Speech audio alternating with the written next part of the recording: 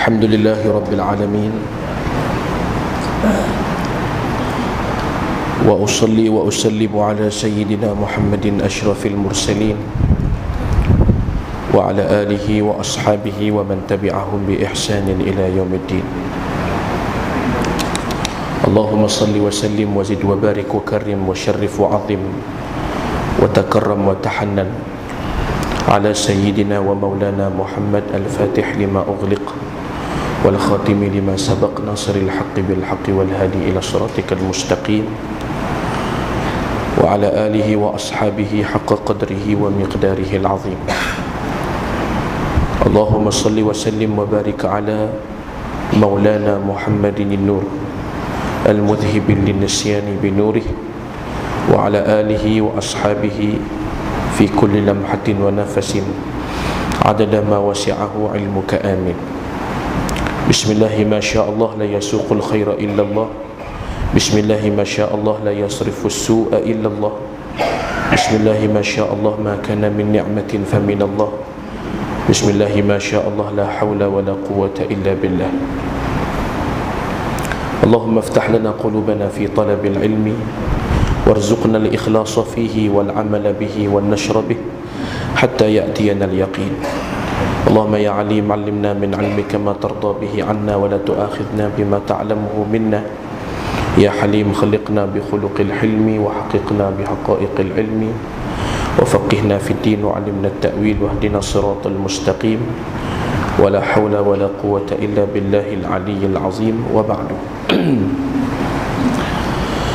Alhamdulillah, pertamanya kita bersyukur kehadrat Allah Subhanahu wa taala kerana pada malam ini dapat sama-sama kita berhimpun dalam rumah Allah yang mulia ini.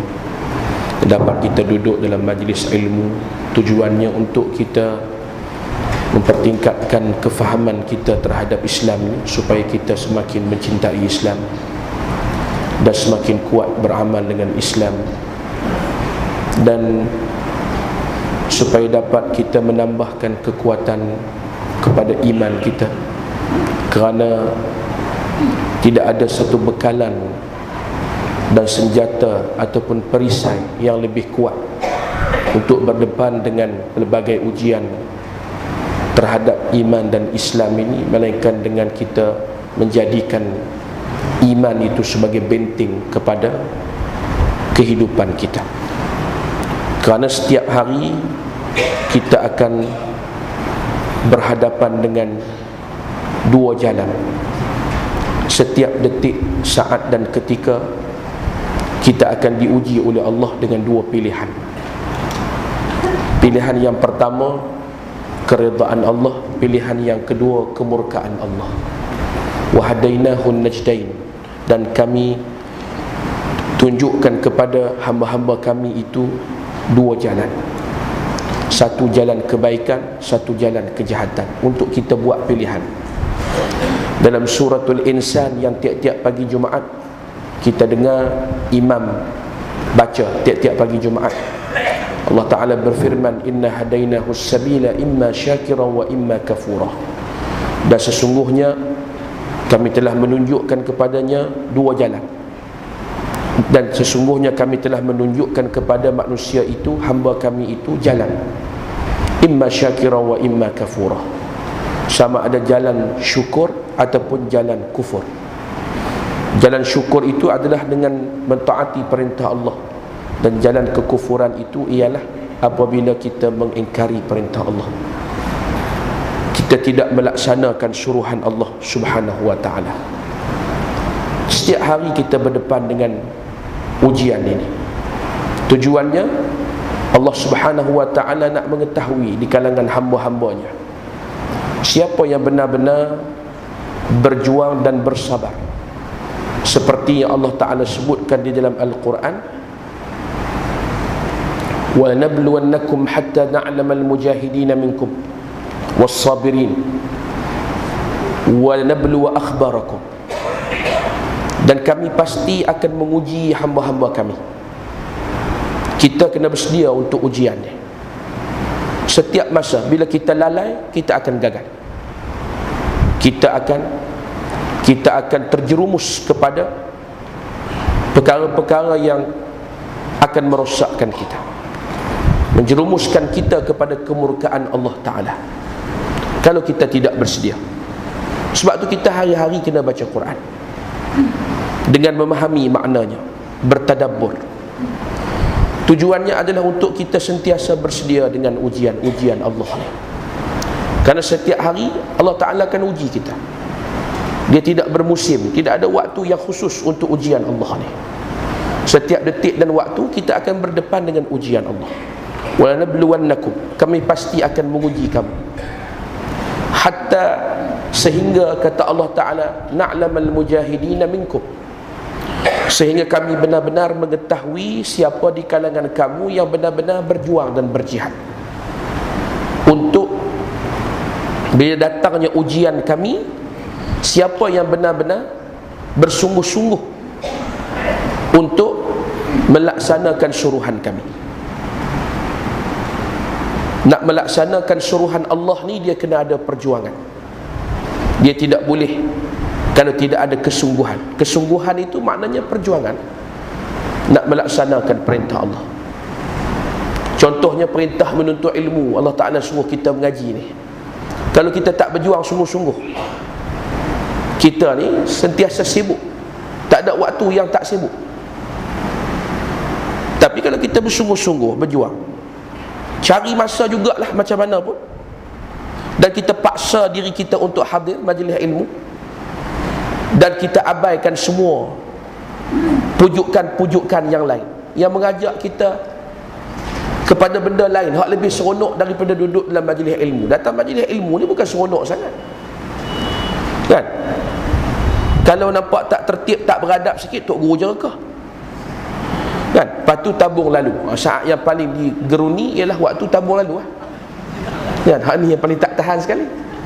Dah lah mari, bukan main penat, teruk, letih, kemudian kena keluar duit lagi. Ni semua perjuangan. Hatta na'lamal mujahidina minkum, kami akan uji kamu sehingga kami benar-benar mengetahui siapa yang benar-benar bersungguh-sungguh melaksanakan suruhan kami.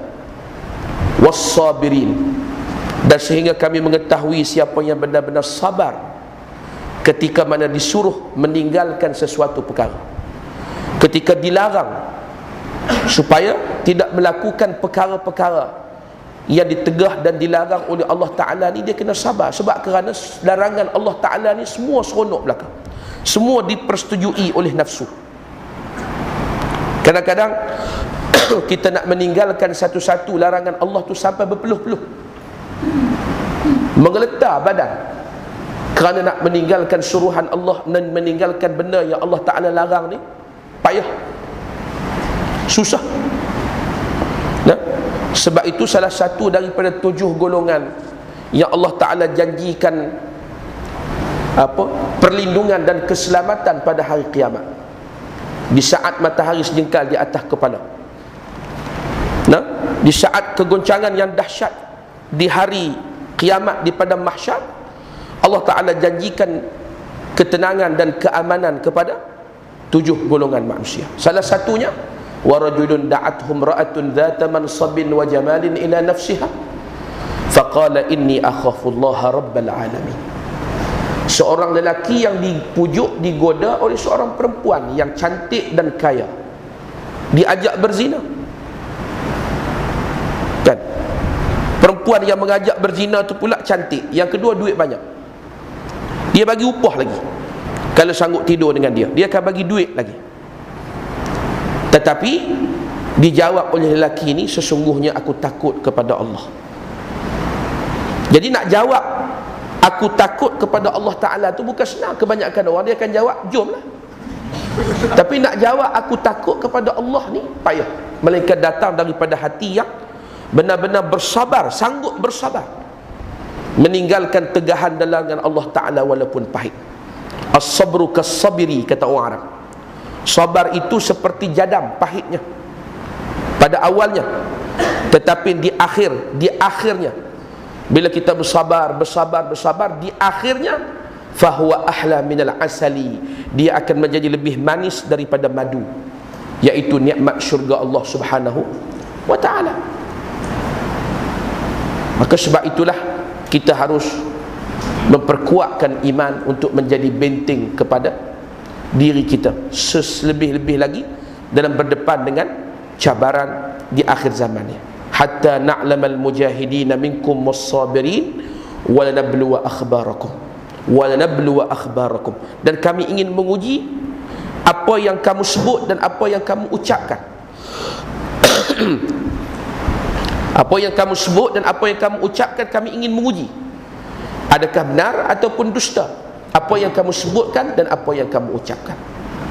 Jadi mudah-mudahan Allah Ta'ala kuatkan iman kita, dan Allah Subhanahu Wa Ta'ala memperteguhkan keimanan kita dengan berkat majlis-majlis yang seumpama dengan ini, yang kita sentiasa melazimi diri kita, berjuang, bersanggup, susah payah untuk kita hadir majlis-majlis iman yang macam ni. Malam ni kita nak tengok apa yang disebut oleh Al-Alimul Allamatil Fahamah Al-Syekh Abdul Qadir Al-Mandili rahimahullahu ta'ala, di dalam satu kitabnya yang terkenal, Penawar Bagi Hati, iaitu berkenaan dengan pada menyatakan khauf, artinya takut akan Allah Subhanahu Wa Ta'ala. Katanya, ketahui olehmu bahawasanya takut itu fitrah bagi hati, dan sakit ia dengan sebab yang dibenci pada masa yang akan datang. Dan terkadang adalah takut itu kerana dosa, dan terkadang ada ia kerana mengenal sifat Allah Subhanahu Wa Ta'ala, dan yang kedua ini lebih sempurna daripada yang pertama, kerana bahawasanya orang yang mengenal akan Allah Ta'ala tak dapat tiada takut ia akan Allah Ta'ala. Kerana firman Allah Ta'ala, innama yakhshallaha min ibadihil ulama, hanya saja takut akan Allah Ta'ala daripada hambanya oleh sekalian orang alim. Dan bahawasanya takut itu mengikut pengenalan, barang siapa banyak pengenalannya, nescaya banyak takutnya, dan barang siapa sedikit pengetahuannya, nescaya sedikit oleh takutnya.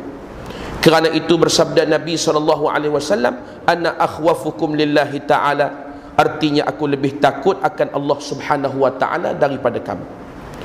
Kerana adalah Nabi SAW lebih banyak pengetahuannya daripada orang lainnya, dan bahawasanya takut itu satu kelakuan yang dipuji, telah menghimpun oleh Allah Subhanahu Wa Ta'ala akan 4 perkara bagi sekalian orang yang takut akan Allah.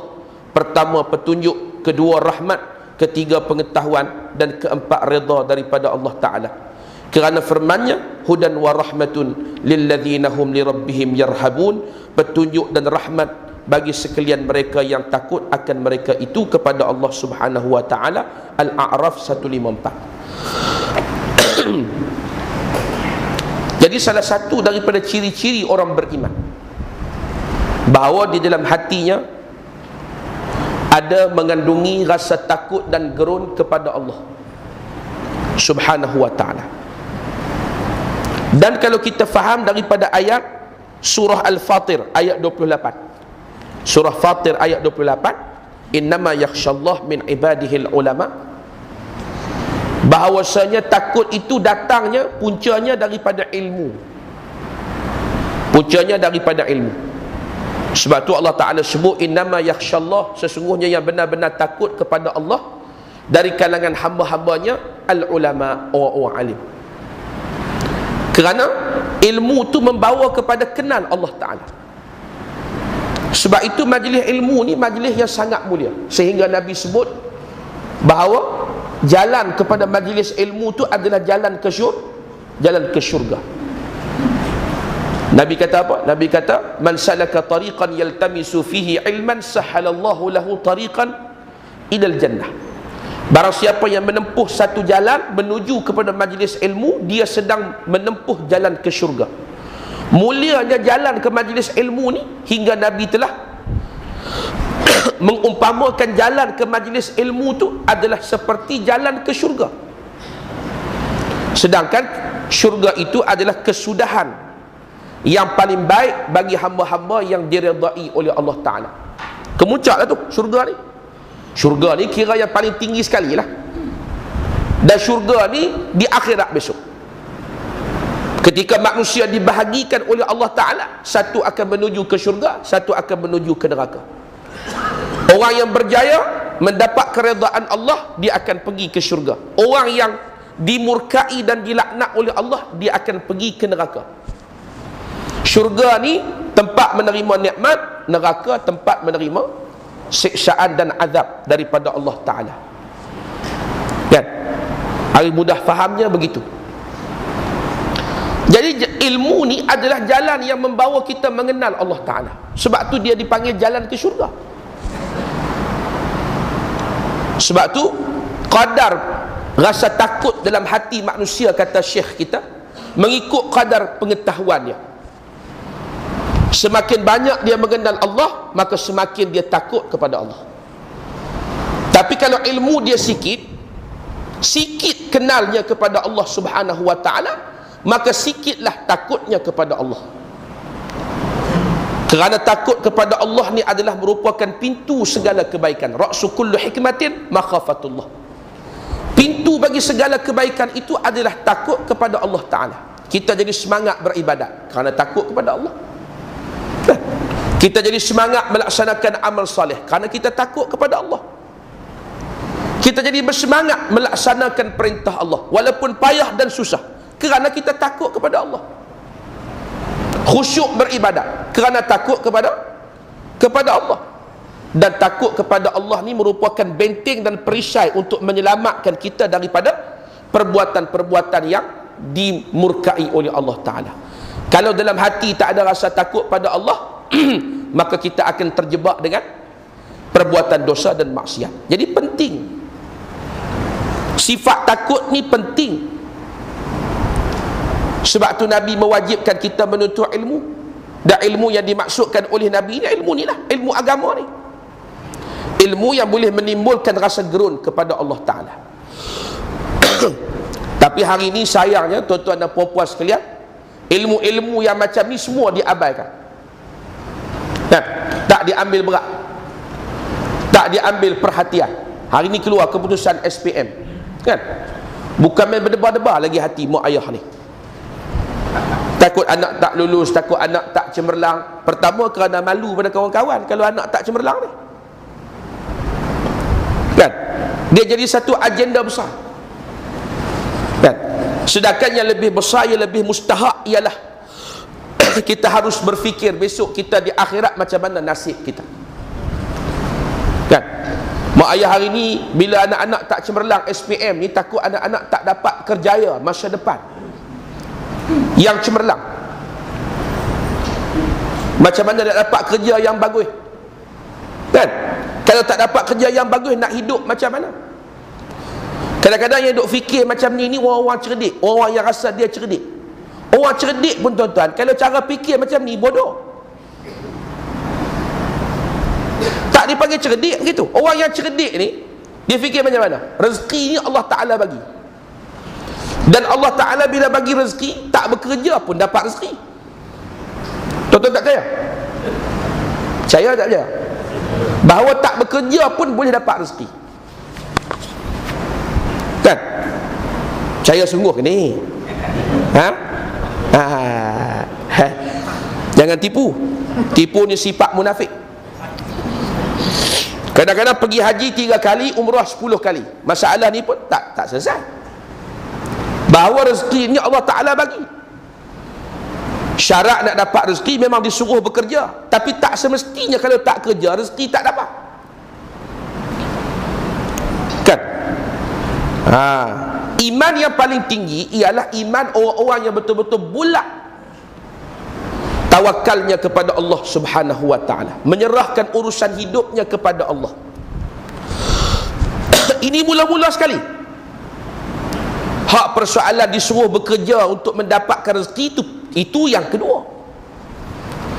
Tapi asasnya ialah disuruh supaya apa dia? Bergantung bulat kepada Allah. Akan masuk syurga suatu kaum, dalam Sahih Imam Muslim, akan masuk syurga suatu kaum yang hati mereka itu seperti burung, kata Rasulullah.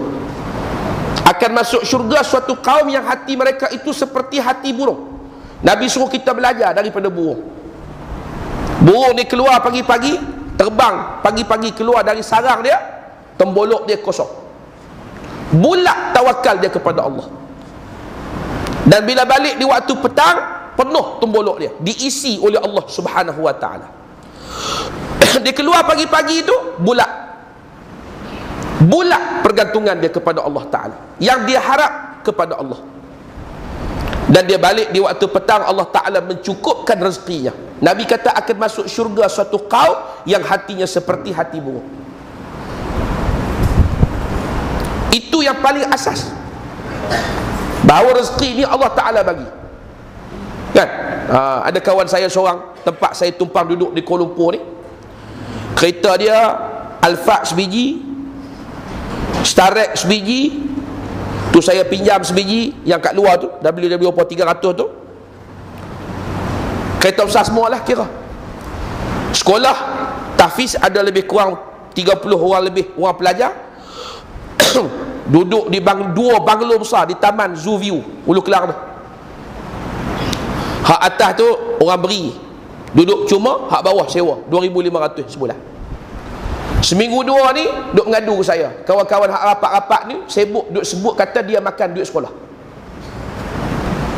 Sebab kawan-kawan duk kira kos dia, overhead tiap-tiap bulan mesti ada paling kurang 20,000. Tapi kerja tak ada. Kerja dia bangun pagi-pagi, gerak budak-budak bangun sembahyang tahajud, mengulang Quran, tasmih budak hafal Quran. Lepas tu selawat, meratib, zikir, baca hizib. Orang panggil jemput pergi khatam Quran 30 juzuk pergi. Orang panggil buat maulid, qasidah pergi. Kerja apa satu tak ada. Tapi kalau kira-kira kena ada 20,000 sebulan. Ni kawan-kawan semua mula dah duk bertikai rasa sanksi, datang su'udzon, sangkaan yang jahat. Ustaz ni mesti makan duit sekolah, mesti ambil duit sekolah. Kan? Saya kata jawab gini lah Ustaz ke kawan-kawan enta tu, rezeki ni Allah bagi. Bila Allah Ta'ala bagi, bukan mesti melalui bekerja. Kalau Allah Ta'ala nak bagi, lebih-lebih lagi enta duk buat kerja agama. Kan? Jaga budak-budak hafal Quran, sudah tentu lebih mendapat jaminan rezeki daripada Allah. Ini masalah orang hari ni, dengki dia tu tak kena cara, hasad dia kepada orang-orang yang buat kerja agama ni. Tuan-tuan sekalian, memanglah orang dengki, tak ada kerja apa pakai kereta besar. Dan yang dia kerja macam nak mampu, patah tulang belakang, buat kerja pagi, petang, siang, malam, tak boleh pakai kereta besar. Memang dia dengki lah. Tengok-tengok ustaz-ustaz buat kerja agama pakai kereta besar. Ustaz Azrul Hakim belah itik pakai kereta besar, dengan belah kambing pakai kereta besar. Contoh gitu. Mula dengki. Dia kalau boleh nak tengok ustaz-ustaz ni, kalau boleh biar pakai kereta yang, kalau nak pergi ke Perlis tu daripada Kuala Lumpur sampai Tang Tapah tu lekang habis segala pintu segala apa. Kalau boleh ustaz-ustaz kena gitu, baru dia panggil tawaduk lagi zuhud, mengikut kepala otak dia lah. Tuan-tuan sekalian, ini masalah. Sebab itulah bila dalam hati itu ada ilmu, kenal Allah Subhanahu wa ta'ala, maka mengikut kadar ilmu itulah manusia itu, seseorang hamba itu akan takut kepada Allah. Akan takut kepada Allah. Maka bila dia tidak mengenal pada Allah Ta'ala, tak kenal Allah, maka dia akan berani untuk menentang Allah Subhanahu wa ta'ala. Hari ini kita tengok ramainya manusia yang berani menentang Allah Ta'ala. Sebab apa? Sebab apa? Fir'aun ni tak usah cerita lah, lama sangat dah Fir'aun ni. Allah Ta'ala dah sebut abadi ke dalam Quran cerita Fir'aun ni bangun menentang Allah Ta'ala. Bukan takat bangun menentang Allah, bukan takat dia suruh buat tangga, dia nak naik ke langit, dia bawa anak panah, dia nak tengok Tuhan Musa. Kan? Dan dia bawa anak panah tu sebab dia nak panah Allah Ta'ala, dia nak bunuh Allah Ta'ala. Apa dia ayat Quran? Al-yawma nunajjika bi badanika litakuna khalfaka ayah. Sadaqallahul azim. Dan pada hari ini Fir'aun, aku selamatkan kamu. Kan? Waktu dia tenggelam, masa dia kejar Nabi Musa tu, aku selamatkan kamu bi badanika, dengan badanmu, litakuna khalfaka ayah, supaya kamu menjadi contoh kepada orang yang datang kemudian daripada kamu. Saya baru balik Mesir minggu lepas, cuma saya tak pergi tengok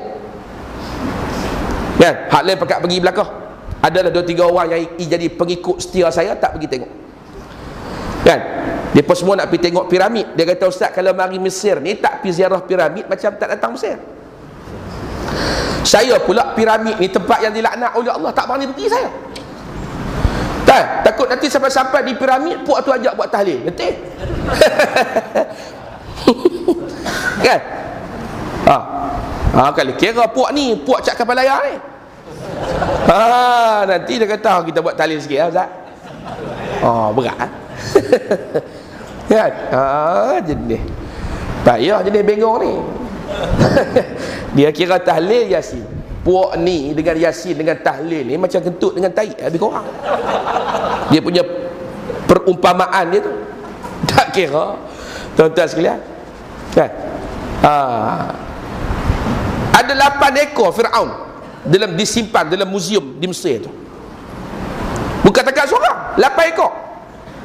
Kalau seekor boleh tahan 8. Dan nak tengok kena bayar. Zaman saya mengaji dulu kena bayar 45 pound Mesir, 45 genih Mesri kan. Dah lah kena laknat, nak tengok dia kena bayar pula. Kan? Tuan-tuan sekalian, supaya menjadi tauladan kepada orang yang datang kemudian. Ini dia kesan engkau menentang Allah Ta'ala kan? Lepas tu hari ini kita tengok ramai orang yang berani menentang Allah Ta'ala ni sebab pengetahuan dia tentang Allah tu sedikit ataupun tak ada langsung, walaupun dia mengaku bahawa dia Islam. Tadi saya keluar daripada kereta, saya kelang kabut nak pergi, saya nak terkencing. Saya ni jenis kencing kerak, kencing manis kan. Sejam kadang-kadang sampai 3 kali kencing. Alhamdulillah. Jangan pula pakat beratok nak jual ubat pula kat jari. Anak murid ni dia bukan dengar ustaz penyakit ada, dia nak jual ubat, bagi free kita terima. Ada seorang dia tahan, dia kata, Ustaz, ni ada satu masalah. Kita ikut masalah nak mati ke apa kan? Dia kata tadi ada, dia kata saya tanya seorang pegawai JAKIM kan, Kasim Ahmad dengan siapa seorang lagi? Mahathir. Apa sebut nama gitu tak elok tu. Kalau 2 orang ni mati, macam mana jadi? Kata dia, kalau 2 orang ni saat sekarang ni mati, macam mana jadi? Pegawai JAKIM tu kata, apa dia? Kalau dia mati mengucap la ilaha illallah, masuk syurga kan? Maka jawapannya betul. Semua orang yang mengucapkan la ilaha illallah, dia akan masuk syurga. Tapi sebelum dia masuk syurga tu,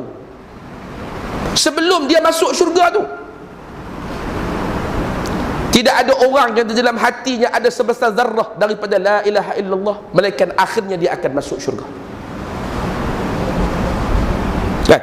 Pasti akan masuk syurga. Ini jaminan Nabi SAW. Tapi sebelum dia nak masuk syurga, maka dia kena selesaikan dengan Allah Ta'ala daripada kesalahan-kesalahan yang dia lakukan tu. Maka nak menyelesaikan dosa dan kesalahannya tu mesti masuk satu tempat, namanya apa? Kalau kita buat salah dunia, masuk apa? Masuk penjara kan? Kalau kita buat salah dan kita tidak bertaubat dari salah kita di dunia, kita balik ke akhirat besok, kita akan masuk tempat yang Allah Ta'ala siapkan untuk hamba-hamba yang buat salahnya. Nama tempat tu apa? Neraka.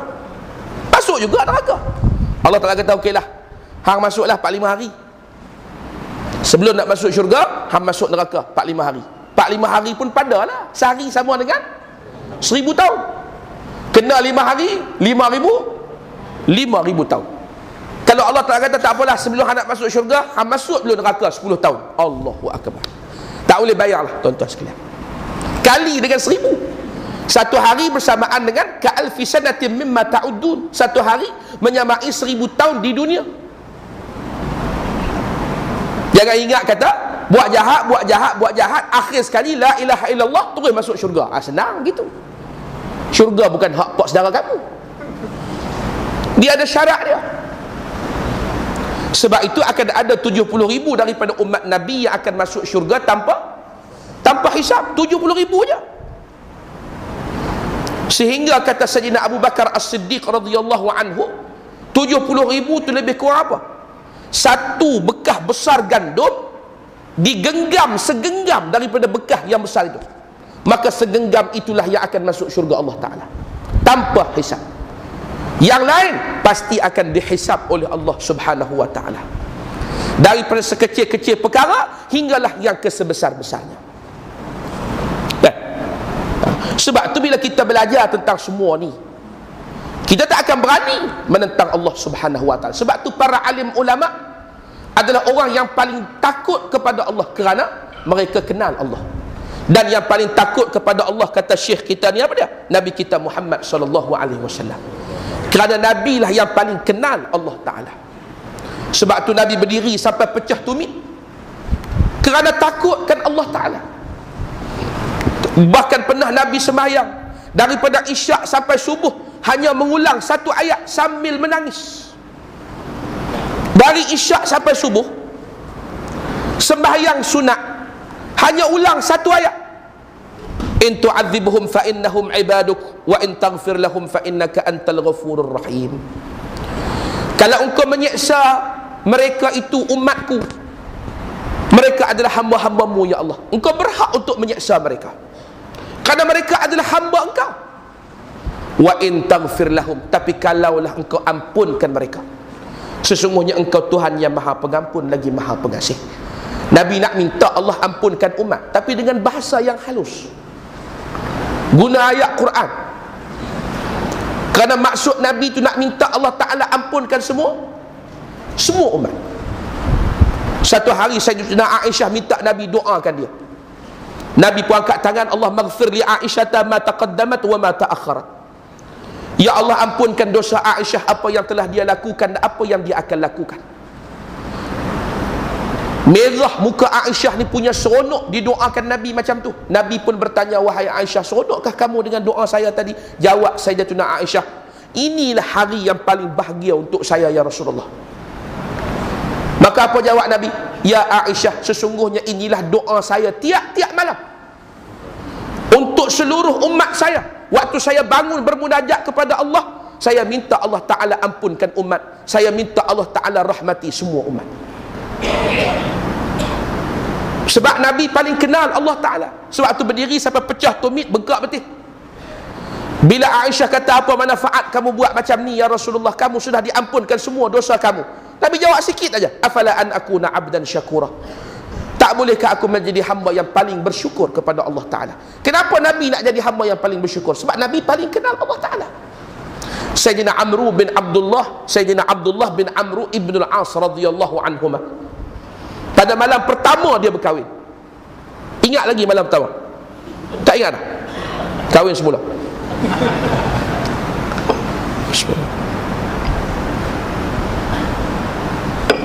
Sebut kahwin semula terus tunduk, tak padan dengan jambang tebal, penakut. Ada di atas remoknya? Ada? Alhamdulillah, minta maaf yang di atas. Kalau Ustaz tahu, Ustaz tak sebut kak kan, tapi ni kroni punya pasal. Tuan-tuan yang dimuliakan oleh Allah Subhanahu Wa Ta'ala sekalian, Sayyidina Abdullah bin Amru ibn al-As, pada malam pertama dia berkahwin, dia masuk dalam bilik bagi salam, Assalamualaikum. Isteri duk bersimpuh atas katil malam pertama kan, duk bersimpuh atas katil tunggu suami. Isteri dia pun jawab, Waalaikumsalam warahmatullah, sila masuk bang. Dia pun masuk. Dia kata pada isteri dia, sebentar saya nak semayang. Dia nak semayang dulu. Kalau kita terka macam rimau nampak pelanduk kan, betul tak Ji? Oh, angguk dagu ni sampai ke dada rapat. Bersungguh je kan. Jadi dia kata, tunggu saya nak semayang. Dia pun Allahu Akbar kan, Assalamualaikum warahmatullahi wabarakatuh, Allahu Akbar, Assalamualaikum warahmatullahi wabarakatuh, Allahu Akbar, sampai subuh. Dari isyak tu, lepas isyak tu sampai subuh semayang 2 rakaat. Terlupa isteri punya lazatnya bermunajat dengan Allah Ta'ala, sampai lupa isteri. Kita ni punya kelang kabut bergomoi dengan isteri ni sampai tak semayang subuh. Beza kita dengan orang-orang yang kenal Allah, menyebabkan hati mereka dekat dengan Allah Subhanahu wa ta'ala. Ya. Ini perbezaannya. Sebab tu Nabi lah yang paling takut kepada Allah, kerana Nabi kenal Allah Ta'ala. Bila tak kenal Allah Ta'ala ni tuan-tuan, jadi macam Fir'aun, lalas sekali. Fir'aun tu mengaku Tuhan. Sebab tu perangai Fir'aun, Allah Ta'ala sebutkan Fir'aun dalam Quran supaya kita mengenal perangai Fir'aun tu. Fir'aun tak ada dah. Fir'aun ada lagi zaman sekarang? Tak ada. Tapi perangai Fir'aun ada sampai kiamat. Perangai Abu Lahab akan ada sampai kiamat. Orang-orang seperti Luqmanul Hakim, tempat kita meminta nasihat, tempat kita mengambil pelajaran dan pedoman, akan wujud sampai hari kiamat. Kita ni mesti ada orang yang kita sentiasa mengambil nasihat daripada dia. Para masyayikh kita, guru-guru kita, yang kita datang bersila dalam majlis mereka, semata-mata untuk mereka siram hati kita ni dengan petunjuk dan hidayah Allah Subhanahu wa ta'ala, biar segar. Tuan-tuan duduk di surau taqwa ni beruntunglah. Kenapa? Sentiasa dikunjungi oleh para ulama-ulama yang rabbani, kan? Dan tuan-tuan kena selalu doa kepada Allah, kunjungan ulama ke tempat tuan-tuan ni biar jangan putus. Pasal di akhir zaman ni payah nak cari penuntut ilmu yang pergi cari tok guru. Maka di zaman ni, bila orang-orang alim rabbani datang berziarah ke tempat kita, kita patut syukur kepada Allah Ta'ala, kan? Kerana mereka ni pewaris para Nabi, kan? Kita ni tuan-tuan, kalau duduk sibuk nak dengar ceramah dengan kuliah motivasi, tak selesai. Islam ni kalau semangat semata-mata, tak ke mana. Sebab Islam ni dia mesti dengan tafakuh dan talaqi dan ta'allum, baru kemah agama tu. Kalau setakat kita nak mari suka dengar hak ceramah-ceramah, kuliah-kuliah hak semangat motivasi semata-mata, dia tak ke mana.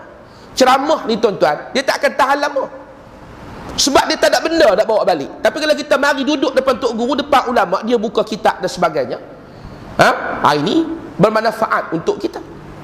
Tu kena reti. Bukan kata saya tak setuju dengan kuliah-kuliah ceramah-ceramah hak jenis motivasi ni. Hak tu pun perlu juga untuk nak tiup semangat kita ni. Ada orang dia tak suka langsung hak jenis ustaz-ustaz jenis ceramah motivasi, kuliah motivasi, dia tak suka langsung. Dia tak boleh ni tak ikut kaedah tok-tok guru para salaf. Oh, salah sangatlah hang. Kan? Ada jenis tak suka gitu. Tak boleh. Dia kena ada apa? Dia kena ada al-jam'u baina al-qadimis salih wal jadidin nafi'. Ini kaedah penting yang disebut oleh siapa? Sayyid Abdul Hasan Ali An-Nadawi, yang mengasaskan Nadwatul Ulama Lucknow, India tu, kan? Tempat Mufti Kedah Syekh Badruddin pergi mengaji, tempat Ustaz Fahmi Zamzam mengaji, kan? Yang ada An-Nadawi belakang tu, semua keluar situlah, kan? Di antara kaedah yang sangat penting yang disepakati oleh ulama, kaedah tu betul, apa dia? Al-jam'u baina al-qadimis salih wal jadidin nafi'. Menghimpunkan di antara cara lama al-qadimis salih, cara lama yang bermanfaat, wal jadidin nafi', dan perkara baru yang berguna untuk menguatkan agama. Gabung dua kaedah ni, agama jadi kuat, kan? Ini kena terima dalam agama. Ada orang dia tak nak terima langsung, tak nak pakai langsung cara kuliah ceramah motivasi ni, dia nak kira mengaji kitab aja, kan? Bila ustaz-ustaz mari kuliah ceramah hak style motivasi, dia tak nak datang. Dia tadi bukan cara salafus salih. Kan? Tu kita orang tak reti, payahlah. No? Kan? Dia kira cara dia aja yang betul. Hak ni pun bid'ah gak. Kan? Hak ni pun namanya apa? Bid'ah gak dalam agama. Orang kena pakai dua-dua sekali, baru bermanfaat untuk agama, kan? Kalau kita nak pakai cara dulu semua, orang sekarang buka sekolah, buka pondok, buat bangunan batu apa semua, susun asrama bagi elok, ni mana bukan cara salah ni. Salah semua mengaji dalam masjid, tidur dalam masjid, kan? Balik pada cerita kita. Lepas tu hari ni kita tengok ramainya manusia yang tidak kenal Allah Ta'ala, yang tidak takut kepada Allah ni, menentang Allah Ta'ala. Ni sehari dua ni konsert celaka di Bukit Jalil tu, kan? Tak Takkan nak pergi konsert baik? Tentu kena pergi konsert apa? Ha? Kuat sikit? Konsert celaka. Ataupun lebih sedap lagi kita sebut kata apa? Konsert Dajjal. No? Tu yang berlaku tu. Hebatnya acara syaitan ni tuan-tuan, dia tak perlu kempen yang luas-luas, senyap-senyap tak bunyi, tapi yang datang 85,000. Betul tak? 85,000. Mereka buat istimak 3 hari 3 malam di Bukit Jalil. Istimak 3 hari 3 malam. Macam mana cerita ni boleh pecah, tuan-tuan sekalian? Bila ada orang mati. Mujurlah, alhamdulillah ada mati tu. Kerana bila ada hak yang mati tu menyebabkan orang pakat tahu ni acara syaitan ni. Tuan-tuan baca hadis berkenaan dengan Dajjal, baca bagi habis, banyak dalam Sahih Muslim. Dekat nak keluar Dajjal ni tuan-tuan, dia akan berlaku dahaga yang amat sangat. Dahaga ni dua makna kata ulama. Pertama, dahaga kerana kemarau, tidak ada air.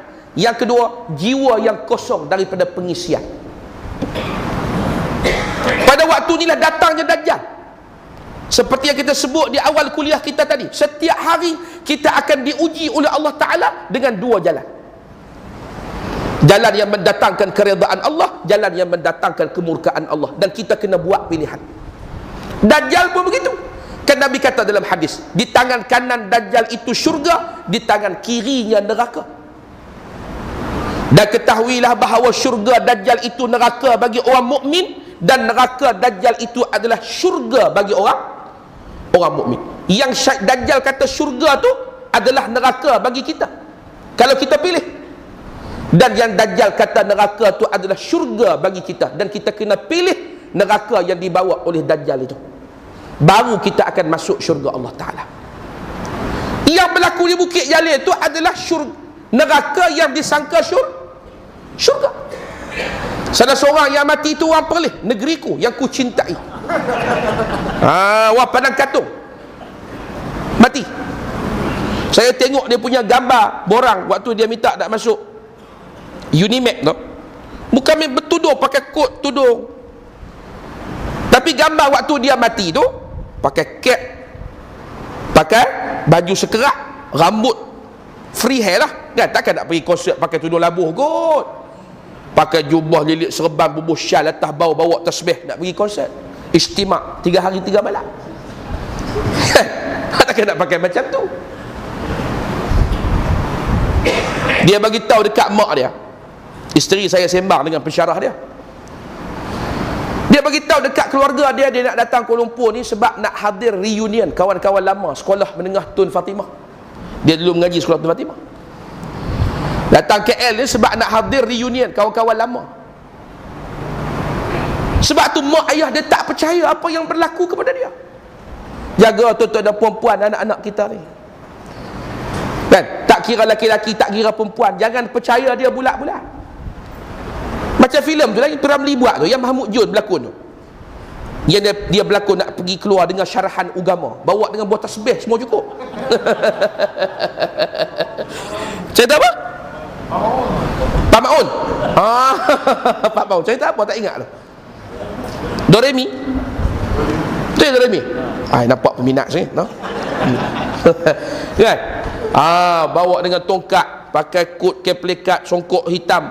Mana tasbih? Mana tasbih? Tanya bini dia. Bini dia kata nak buat apa pada tasbih? Boleh juga berzikrullah sementara menunggu syarahan Nabi. Keluar daripada rumah tuan-tuan, tukar pakai seluar Yankee, baju tangan sekerat. Ni dia punya dahsyat lah. Dia punya layan tu. Kan? Cerita budak tu macam tu lah. Dia mari nak hadir, kata dia bagi tahu mak ayah dia nak hadir reunion sekolah lama. Tengok-tengok tu dia ada pergi istimak 3 hari di Bukit Jalil. Mati tuan-tuan. Kalau mati tu tengah muzik berdetup dengan dadah dah overdose, mabuk lagi. Tu tak tengok gambar tersebar dalam Facebook hari ni, gambar tapak tempat berlangsungnya konsert tu. Tin arak, botol arak, kondom. terang-terang di kotak kondom tu adalah tertulis di situ acara konsert tu. Kan? Nak buat apa kondom tu? Bukan buat belon, buat cecah TO. Inilah. Kan? Orang tanya, nak buat apa ni? Nak buat cecah TO ke mak kau? Tuan-tuan, siap dengan supply kondom. Penaja utama apa dia? Maidin dan kasbah arak tu. Memang ada arak lah. Dan tuan-tuan ingat nak bergoyang daripada petang 6.30 sampai 12 tengah malam, tak berhenti bergoyang tu, kalau tak disupport oleh dadah, boleh bergoyang ke? Dia masuk konsert tu, kalau masuk warung, dia masuk tu dengar muzik aja bergerak badan. Bergerak tu 5-6 jam. Kalau tak dibantu oleh dadah, nak bergerak macam mana? Di tengah anak-anak muda dahagakan pengisian jiwa yang kosong, kerajaan pergi buat program tu. Tu program kerajaan. Tapi yang di-highlightkan hari ni Maidin tu lah. Hak sebenarnya program tu di bawah Kementerian Pelancongan, dapat geran kerajaan. Berapa juta saya pun tak tahulah. Yang pandai siasat lah berapa juta dapat geran. Dan dianjurkan oleh Kementerian Penerangan. Kementerian apa? Pelancongan. Menteri yang berkenaan dia boleh jawab. Dia kata apa? Dia kata itu salah orang yang mati itu salah mereka. Siapa yang suruh mereka makan dadah lebih? Siapa yang suruh mabuk lebih? Itu salah mereka. Kita kena fikir positif, jangan fikir negatif saja. Fikirlah positif sama. Betapa banyak pendapatan negara yang berjaya kita jana. Malaysia akan jadi hub muzik dunia. Kita orang Islam nak berbangga ke Malaysia jadi hub muzik dunia. Kita akan berbangga kalau Malaysia jadi hub ilmu dunia. Ulama berkumpul di sini, ulama berhimpun di sini, orang soleh datang sini, anak-anak muda kita, anak-anak yang berkualiti keilmuan dan ketakwaannya. Kalau orang yang bukan Islam, walaupun kafir tapi akhlak cantik, orang Malaysia. Kalau yang Islamnya kita nak apa? Imannya, takwanya, keilmuannya, solehnya, dekatnya dengan Allah Ta'ala. Kepala otak dah berpusing, mabuk daun ketum menteri ni. Ada ustaz-ustaz kita, tuan-tuan, dia kira bilang tasbih je. Benda ni pun dia tak ulah dalam kuliah. Dia tak boleh ni, ini politik. Ini bukan politik, ini amar ma'ruf nahi munkar. Tuan-tuan nampak ni? Menteri ni jawab. Sebab tu bila iman tidak menguasai hati, nak datang mana rasa malu kepada Allah Ta'ala, rasa takut dan gerun kepada Allah. Oh dahsyat tuan-tuan. Kan? Saya tu budak-budak ramai. Kan? Dia buat pekat bawa mari lah tunjuk ni Ustaz video promo tahun lepas. Saya kata ni sejak bila buat ni? 2011. Loh, 4 tahun dah.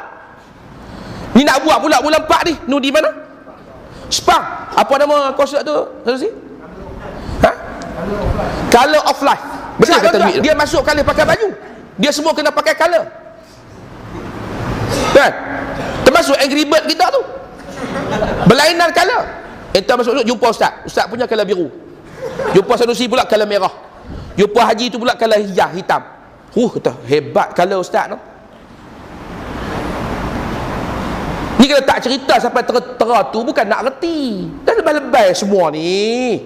Semua ni kerja zikir dengan selawat aja. Kalau tak cerita sampai tera tu, tuan-tuan sekalian, dia tak tahu, dia kata biar pilihlah puak tu nak buat konsert macam orang pelih lah. Saya sembang dengan Ustaz Adni 2-3 malam sudah. Hari apa sembang Ustaz? Hari Selasa baru ni. Ustaz Adni pergi ada pengajian kitab Talaqi Qatlul Ghaithiyah tu di Matin tu.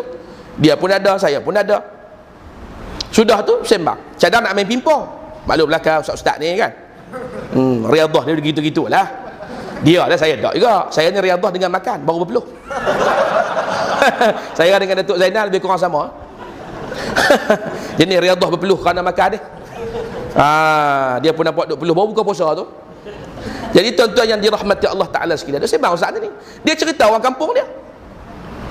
Orang kampung dia hak jenis cak kapal layar. Tahu cak kapal layar? Tahu tak? Macam bomo tu lah, bomo tikar terbang tu, dia pun cakap layar juga, kan? Dia kata bila kita duk sebut ni masalah konsert ni, orang kampung ni dia boleh sebut, dia kata apa? Dia kata kita yang depa tu pi buat konsert di Bukit Jalil bukan nak suruh jadi macam tu. Buat tu nak buat benda lain untuk nak dapatkan duit. Ini orang kampung yang jenis tengok TV, TV1, TV2, TV3 dan 108. Itu yang dia tahu. 108 tu tahu cerita apa? Bollywood, Hindustan. Oh, gelak dia atas. Ada peminat dia atas. Kan? 108 hak tu 1111, 102, 103, 108. 108 tu Hindustan. Lepas tu dia kata apa? Macam ustaz-ustaz lah juga. Dia kiah. Nampak? Dia kiah tu. Macam ustaz-ustaz lah juga. Orang suruh ceramah dalam masjid, dalam surau, bukan orang suruh ceramah politik. Oh, dia kiah kot tu. Ni nak kata apa ni? Nak kata apa? Ni tahap orang kampung. Dia tak kerti apa? Kita duk sebut kata benda-benda ni boleh mendatangkan kemurkaan Allah. Tidak akan mengundang rahmat dan kasih sayang Allah Subhanahu wa ta'ala. Dan bila turunnya kemurkaan Allah, tidak akan terkena kepada orang yang berbuat jahat saja. Wattaqu fitnatan la tusibanna alladhina zalamu minkum khassah. Orang yang duk senyap tak kata apa tu pun, dia akan turut terkena bila turunnya kemurkaan Allah Subhanahu wa ta'ala. Sebab tu agama mewajibkan amar ma'ruf dan mewajibkan nahi munkar. Agama tak suruh kita amar ma'ruf saja, nahi munkar tak ada. Tak, dia kena ada dua-dua, amar ma'ruf dan nahi munkar. Tuan-tuan, kita duk pening masalah kapal terbang hilang, tak tahu pergi mana. Kan? Ia sangat pelik bagi kita di zaman yang penuh dengan kecanggihan ni, tak boleh jumpa. Tuan-tuan boleh terima di akal. Di zaman yang serba canggih ni, katanya Malaysia ni sedang ditelanjang bogel kan, 30 satelit duk ada atas kepala, termasuk satelit bubu. Termasuk satelit apa? Satelit bubu. Kepunyaan siapa tu? Ibrahim Zain. Oh, baru faham, lambat faham. Tua maklum lah kan. Makan madu banyak sikit. Kan? Allahu Rabbi, tuan-tuan. Berat. Lepas tu katanya kapal perang duk ada sekeliling Malaysia ni. Kan? Katanya, wallahualam, kita pun tak tahu. Benda ni spekulasi. Kan? Kata sebut sana, kata kapal terbang tu duk ada lah hutan di Sepang. Tak sawit Sepang pun ada. Ada yang pergi teropong tu Teluk Intan. Ada tak? Kan? Ada yang kata duduk di Rusia, ada duduk sini. Wallah, mana boleh tak jumpa di zaman yang serba canggih ni, tapi tak jumpa. Maka setiap kali manusia berdepan dengan kebuntuan, jawapannya ada pada Allah Ta'ala. Kan? Itu yang apa? Kapten apa tu yang dia bertemu ramah dalam TV tu?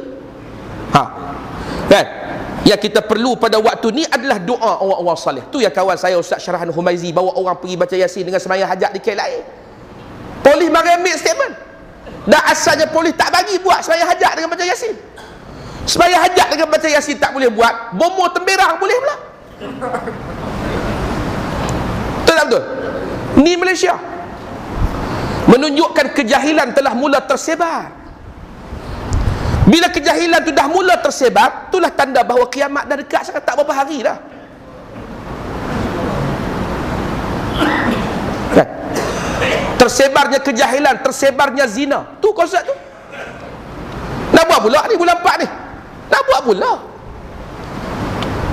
Sebab tu kalau dulu syaitan mencipta berhala untuk disembah oleh manusia, maka hari ni berhala tak ada. Yang ada duit. Duit sudah mengambil tempat berhala, menjadi Tuhan di zaman ini. Sebab itu semua orang buat kerja kerana duit. Kita jadi semangat kerana duit. Kita jadi lemah semangat kerana duit. Kita termotivasi kerana duit. Kita hilang motivasi kerana duit. Menuntut ilmu kerana duit. Belajar kerana duit. Buat kerja agama kerana duit. Baru ni jumpa tu kan, orang tuan punya kepada Ma'had Tahfiz Amal di Kedah tu. Apa nama Azhar apa? Gitu nama lebih kurang. Nama apa saya pun tak ingat. Kalau ingat pun bukan dapat pahala apa.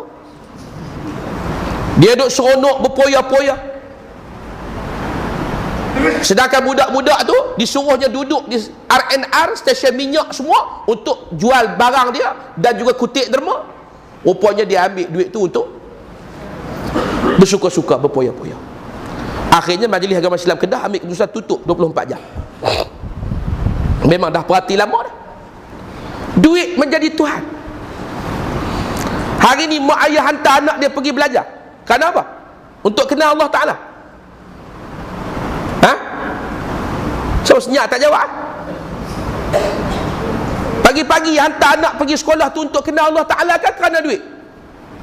Sebab kalau anak tak belajar, tak belajar, tak ikut sistem pendidikan yang ada pada hari ni, dia sebut apa, dia kata tidak, apa dia panggil apa tu, ada istilah dia tu, maka anak ni tidak ada masa depan. Saya buka sekolah, saya tahu bila dia habis dah, anak dia tu pergi tempat lain, tak boleh nak hantar mengaji. Pilihan terakhir mati lah. Madi tu. Mari ya, jumpa kita. Bila kita asuh, nampak cerdik sikit, muka dah cerah sikit, hingus pun dah kering, gigi pun dah putih, dah smart apa semua, dah ada 10 juzuk, 15 juzuk. Nak buat keluar lah ustaz, nak hantar pergi sekolah sekian ni, biar dia dapat belajar akademik dengan ambil SPM pula. 2-3 hari lepas saya hampir berbuat sesuatu di luar akhlak saya sebagai seorang ustaz kepada seorang waris pelajar. Kini ya, masa nak hantar anak masuk belajar, merayu, bukan main lagi, macam nak cium lutut kita ni. Bila dia tengok anak tu ada masa depan sikit, keluar. Kononnya nak ambil SPM, sebab kita tengok ustaz kalau zaman ni tak ada SPM payah sikit lah. Tu cerita, dia cerita duit lah. Bila tengok anak tu dulu ni masa dapat UPSR, tak ada masa depan, sibuk nak cari sekolah agama, mari merayu gitu gini, kita pun terima. Berkat keikhlasan tok-tok guru budak ni jadi elok. Ramai budak-budak mati hak jenis gitu. Tapi mak bapak ni zaman sekarang hantar anak pergi mengaji kerana duit semata-mata, bukan untuk kenal Allah Ta'ala. Mengaku lah senang, walaupun pakai tak kata apa, senyap masing-masing ni. Tu lah, bukan untuk kenal Allah. Sebab tu walaupun hantar anak pergi belajar akademik, agama anak tu tak dipedulikan.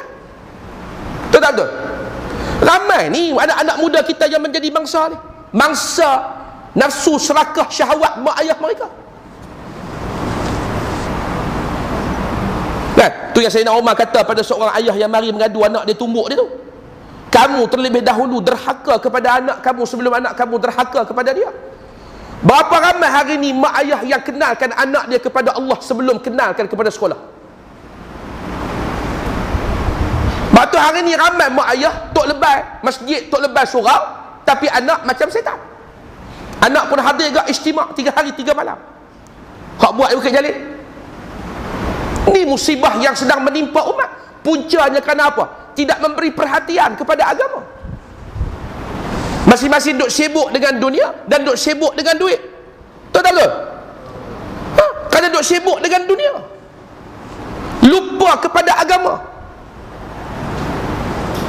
Akhirnya anak dari sudut dunia cerdik dan bijak, tapi agama miskin, tak kenal Allah, tak kenal Rasul. Maka lahirlah zuriat keturunan generasi umat Islam yang semakin banyak, semakin jauh daripada agama, semakin tidak kenal Allah Ta'ala. Ini yang jadi.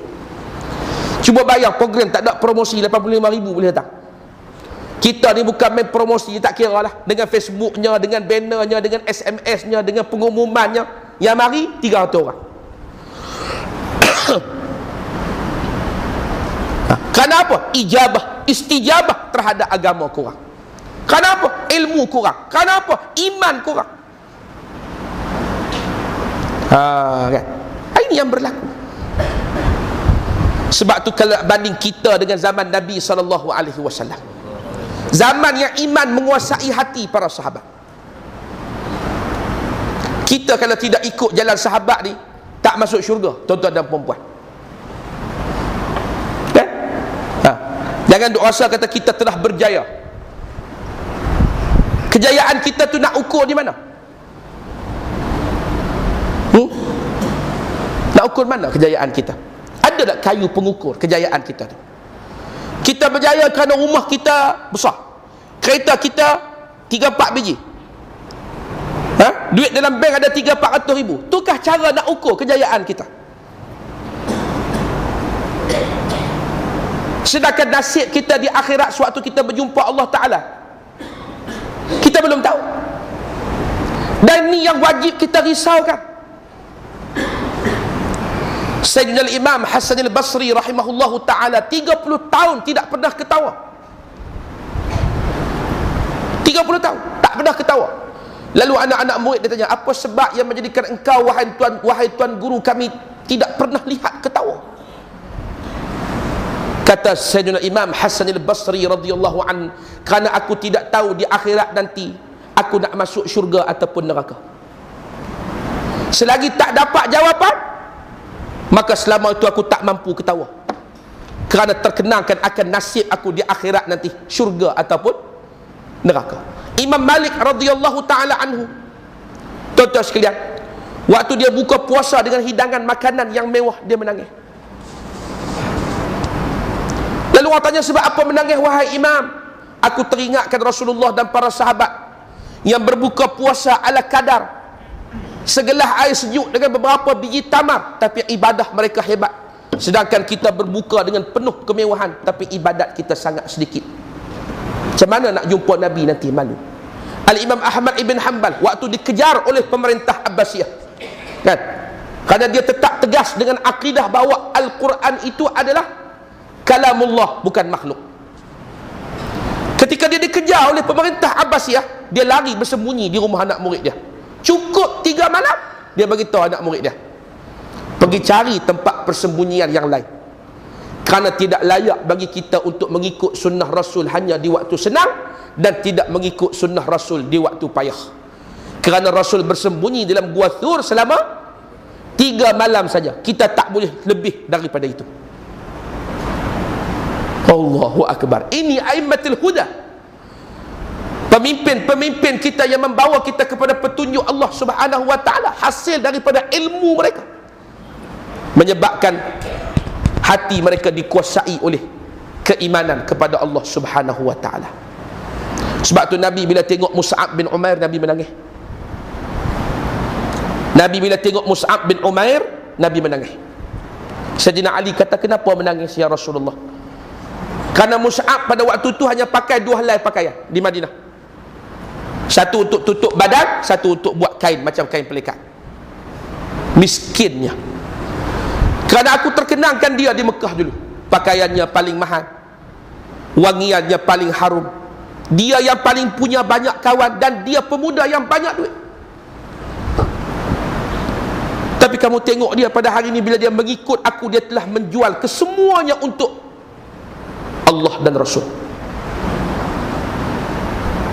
Kita nak cari jiwa-jiwa di zaman kita ada lagi ke tuan-tuan? Nak bangun sembahyang subuh berjamaah pun tak boleh, apatah lagi nak jadi macam para sahabat yang hati mereka dikuasai oleh iman, walaupun mereka miskin harta. Para sahabat ni semua jenis lapar, semua jenis ikat batu di perut kerana kelaparan. Kita bawa batu lah perut, batu karang.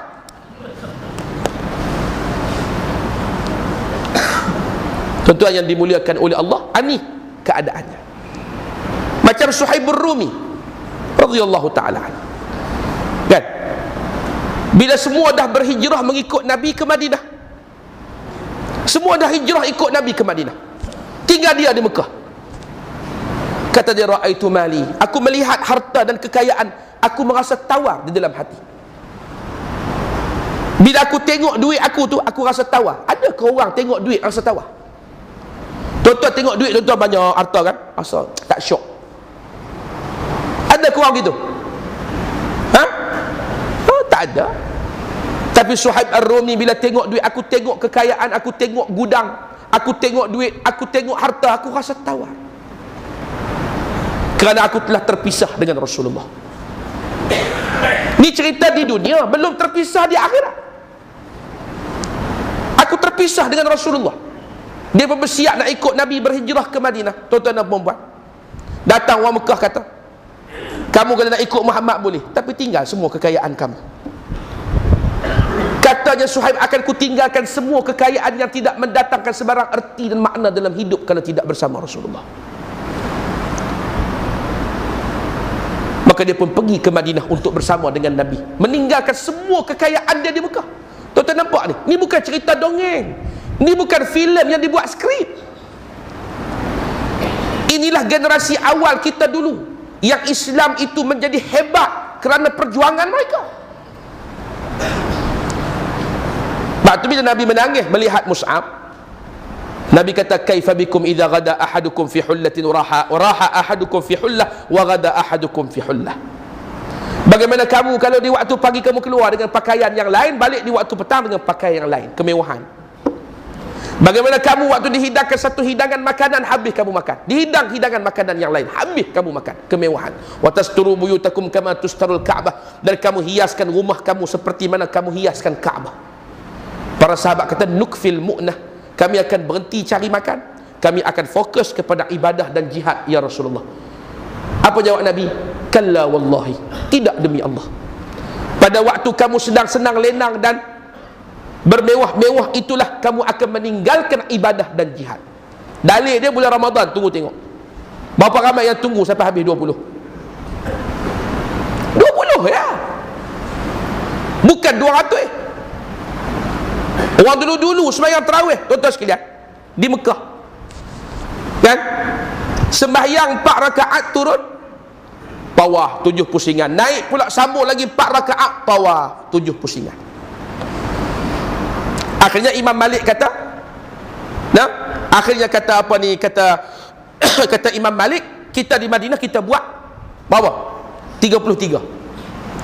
Kerana di Mekah 4 rakaat tawaf, 4 rakaat tawaf, 4 rakaat tawaf, 4 rakaat tawaf. Kita tak ada tawaf, kita buat 33. Kadang-kadang dibuat 40. Sembahyang tarawih. Sayyidina Uthman jadi imam sembahyang tarawih 1 rakaat 200 ayat. Hingga terpaksa diberhentikan oleh Sayyidina Umar Al-Khattab. Lantik untuk imam lain. Tapi dia tak marah Uthman, kerana dia tahu Uthman ni jenis orang yang memang gila Quran. Faham gila Quran. Ni bukan jenis gila hak tak baik, ni gila yang baik. Kan? Dia tak boleh pendek-pendek. Sayyidina Uthman kalau baca pendek, pengsan. Bikum begitulah. Kita pula kalau baca panjang, pengsan. Baca pendek, semangat. Kan? Semua duk berjuang nak buat 8 belakang. Sanggup mati demi mempertahankan 8 rakaat. Betul-betul. Syoraklah waktu mana pun, tetap menang 8. Nak bagi tahu bahawa semakin merosotnya agama bila hampirnya kiamat. Tu, tuan-tuan sekalian, ibadah akan semakin berkurangan, kejahilan akan tersebar, arak akan diminum terang-terangan. Tu hak konsep yang 3 hari 3 malam tu tak terang lagi. Tu tak kira hak yang hidang percuma. Kan? Orang buat maksiat hari ni orang tak terasa malu. Tuan-tuan sekalian, suami tengok isteri tunjuk aurat dia kepada orang ramai, kan? Tak rasa cemburu, tenang, bahkan berbangga. Isteri dia menunjukkan kecantikan di khalayak ramai, dia bukan main bangga lagi. Ni suami akhir zaman. Dia tak tahu kata sehelai rambut isteri dia yang dilihat oleh perempuan yang bukan mahram, dia tu duduk dalam lubang neraka. Semua ni masalah kerana apa? Kerana dalam hati tidak ada Allah Subhanahu wa ta'ala. Penyelesaiannya, kita kena mantapkan ilmu untuk mengenal Allah Ta'ala. Tuan-tuan baca risalah Al-Misbahul Munir. Ada orang ajar sini, risalah Misbahul Munir, kitab paling asas lah dalam tauhid ni. Dia kata apa lagi tak tu? Tidak sah agama orang yang tidak kenal Allah Ta'ala. Tidak sah agama orang yang mengenal, yang tidak mengenal Allah. Walau dia mengucap 2 kalimah syahadah, tapi kalau dia tidak mengenal Allah Ta'ala, tidak sah agamanya. Duit banyak, tak kenal Allah Ta'ala. Ya. Apa lagi? Pangkat tinggi, tak tak kenal Allah Ta'ala. Rumah besar tak kenal Allah Ta'ala. Raja tak kenal Allah Ta'ala. Tak sah agama. Nak kenal Allah Ta'ala ni melalui berapa jalan? Takkan tak ada seorang boleh jawab. Mesti melalui dua jalan. Pertama, dengan mengenal akan sifat-sifat Allah yang Allah Ta'ala sebutkan di dalam Al-Quran dan disebut oleh Nabi dalam hadis baginda sallallahu alaihi wasallam. Antaranya 99 nama Allah Ta'ala tu. Satu. Yang kedua, mengenal Allah Ta'ala dia mesti mengenal akan hukum-hukum ketuhanan Allah Ta'ala. Nak kenal hukum-hukum ketuhanan Allah Ta'ala tu, kena mengaji. Di antara yang kena mengaji apa? Sifat 20. Baru bila kita kaya, kita tetap rasa miskin. Kerana hakikat yang kaya yang sebenarnya adalah Allah Ta'ala. Kita ni kaya dengan sebab apa? Dengan sebab Allah Ta'ala tu kaya bukan dengan sebab. Kita kaya sebab apa? Sebab kita toke travel. Macam Datuk Zainal, orang pergi umrah haji banyak dengan kita. Contohnya, saya kaya sebab apa? Kerana saya penceramah 1 jam 1000. Contoh dia. Malam ni pun kena 1000 ni, jangan kurang pada tu. Contoh, kaya kan? Sadiq Segaraga kaya pasal dia ada apa? Dia ada harta di Afghanistan, Pakistan, Turkistan, Turkmenistan, telah kali Tanjung Rambutan pun dia ada.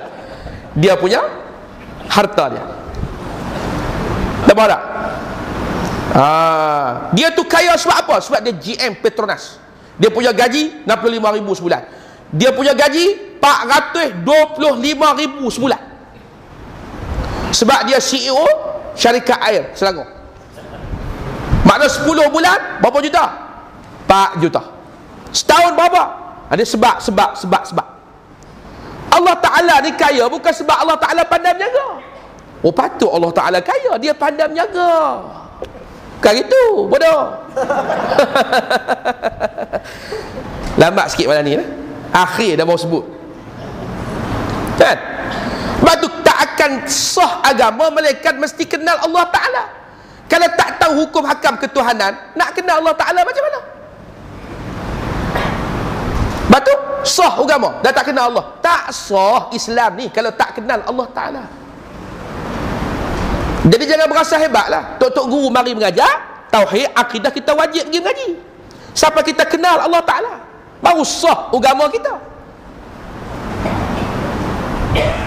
Jadi mudah-mudahan apa yang kita kongsi pada malam ni memberi manfaat kepada kita semua, insya-Allah. Dapat menambahkan iman, menguatkan Islam, dan yang paling penting apa yang kita belajar ni menjadi benteng kepada diri kita, dan kita minta kepada Allah untuk selamatkan kita dan semua zuriat keturunan kita daripada perkara-perkara yang boleh merosakkan agama, merosakkan Islam dan merosakkan iman. Jadi tuan-tuan dan puan-puan, hanya sekadar itulah yang saya nak sampaikan pada malam ni. Nah, pertama saya nak ucap terima kasih. Bulan bila dah ada rombongan muslimat 1 biji bah mai tumpang di surau At-Taqwa ni. Pakat balik cerita orang sini layan baik, punya baiklah layan. Kan? Makan, tempat duduk dan sebagainya. Dia ucap terima kasih. Terima kasih Don Keladi. Lain kali akan main lagi, insya-Allah. Dan jangan kurang layanan daripada layanan yang pertama. Yang kedua mesti lebih lagi, berlipat kali ganda. Nah? Terima kasih kerana layan orang kampung kita. Terima kasih banyak pada jemaah surau At-Taqwa ni lah. Kalau tak layan pun tak apa sebenarnya. Dapat tidur pun alhamdulillah dah. Tapi layan dengan makan apa semua lagi, alhamdulillah. Jadi bila-bila masa lapang, mailah buat kunjungan balas ke Perlis. Saya akan membalas layanan tu dengan lebih dahsyat lagi.